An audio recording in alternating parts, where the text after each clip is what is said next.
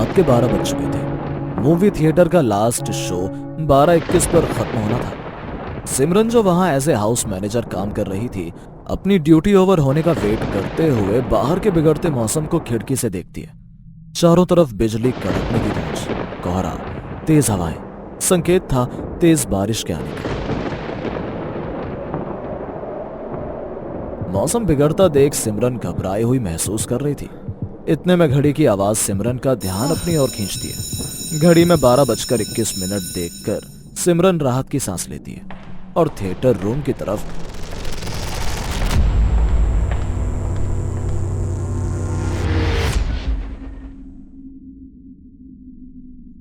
Chewing gum चबाते हुए साफ सफाई में लग जाती है। सफाई करते हुए नीचे पड़े पॉपकॉर्न के बॉक्स से पॉपकॉर्न निकालकर काम करते करते उन्हें टेस्ट करती है, फिर उनको दूसरी ओर फेंक देती है।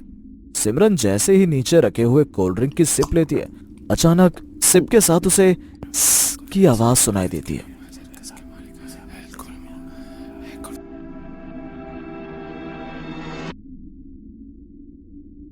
और सिमरन रुक जाती है। जैसे ही सिमरन वापस एक सिप लेती है, वैसे ही सिमरन को वहां किसी के होने का एहसास होता है।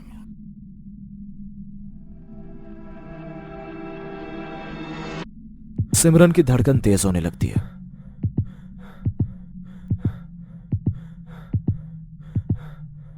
मुंह में कोल्ड ड्रिंक लिए हुए सिमरन धीरे धीरे कदम आगे बढ़ाते हुए सीट की तरफ बढ़ती है। सिमरन के बढ़ते कदम उस आवाज को और तेज कर रहे थे। सिमरन की धड़कन धीरे धीरे बढ़ने लगती है। सिमरन जैसे ही सीट के पीछे जाती है,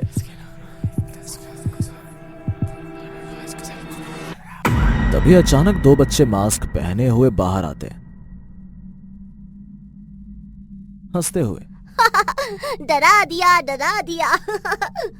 सिमरन गुस्से के साथ राहत की सांस लेती है और उन बच्चों को बाहर भगा देती है। हाँ, ये बच्चे भी ना।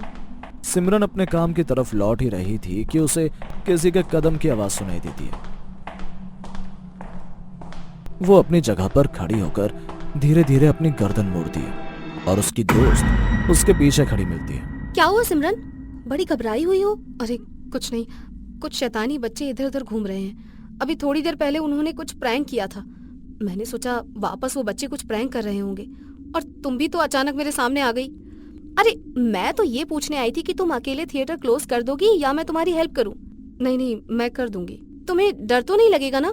नहीं यार, इसमें डरना क्या। अब तुम जाओ, मुझे काम करने दो। सिमरन अपनी दोस्त को पुश करते हुए उसको थिएटर हॉल से बाहर भेज देती है। Okay, I am going. पक्का लॉक कर देना, वरना ये स्पीकर बोल बोलकर तुम्हारी जान ले लेगा। सिमरन अपने डस्टबिन के साथ डंप एरिया में जाती है और सारा कचरा डंप कर ही रही थी। इतने में स्पीकर में आवाज आती है, लॉक करना ना भूलें। तभी दूसरी ओर थिएटर हॉल में से कुछ आवाज आती है। अब कौन है? सिमरन थिएटर हॉल की तरफ जाते हुए एक अजीब सी आवाज सुनती है।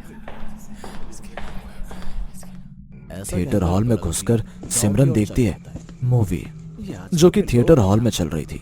परमजीत अपने चेहरे पर मुस्कान लिए अपने गांव की ओर जा रहा था। रात होने के कारण परमजीत को रास्ता देखने में थोड़ी तकलीफ हो रही थी और सिमरन ये देखकर चौंक जाती है, आवाज देती है, थिएटर हॉल बंद हो चुका है। जो कोई भी मस्ती कर रहा है प्लीज रुक जाओ। जब सिमरन स्क्रीन पर देखती है, तभी कोई चीज सिमरन के पीछे से प्रोजेक्टर रूम में भागती हुई नजर आती है। सिमरन अचानक पीछे मुड़ती है और उस चीज का पीछा करती है, अपने कदम उस ओर बढ़ाती है। सिमरन जैसे ही अपने कदम बढ़ा रही थी, उसको उसके कदम की आवाज वापस सुनाई दे रही थी, जैसे कि उससे कोई कदम मिलाकर चल रहा हो। सिमरन को एक परछाई दिखाई देती है।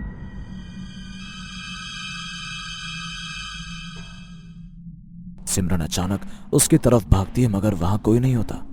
सिमरन चारों तरफ देखती है और कैमरा प्रोजेक्टर बंद करके वापस सीढ़ियों से रिसेप्शन की ओर निकल जाती है, मगर पीछे एक हाथ जिसमें मास्क सिमरन का पीछा करते हुए उसके पीछे पीछे चला जाता है। सिमरन रिसेप्शन पर पहुंचती है, फिर वहां से फूड काउंटर। अचानक उसकी नजर काउंटर पर रखे अपने दोस्त के पर्स पर जाती है। शैली अपना पर्स यहीं भूल गई। सिमरन शैली को फोन मिलाती है, मगर शैली का फोन आउट ऑफ कवरेज आता है। इसलिए सिमरन उसके फोन पर वॉइस मैसेज ड्रॉप करती है। हे शैली, तुम्हारा पर्स यहीं रह गया है। मैं इसे 666 लॉकर में रखने जा रही हूँ, वहाँ से पिक कर लेना। कल मैं थोड़ा लेट हो जाऊंगी मॉर्निंग में। Good night, take care.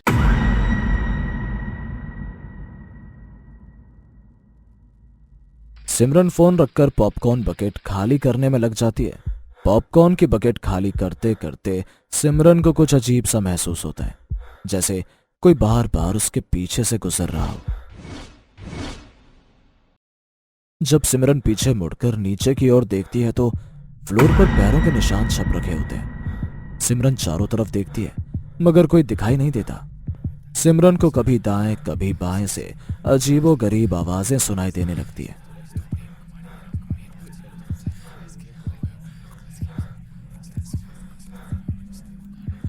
सिमरन घबराकर जल्दी जल्दी पॉपकॉर्न की बकेट खाली करना शुरू करती है। तभी अचानक सिमरन का हाथ रुक जाता है और बकेट को ध्यान से देखती है। उसकी आंखें फटी की फटी रह जाती हैं। सिमरन देखती है कि पॉपकॉर्न के नीचे शैली का मुंह खून से लथपथ।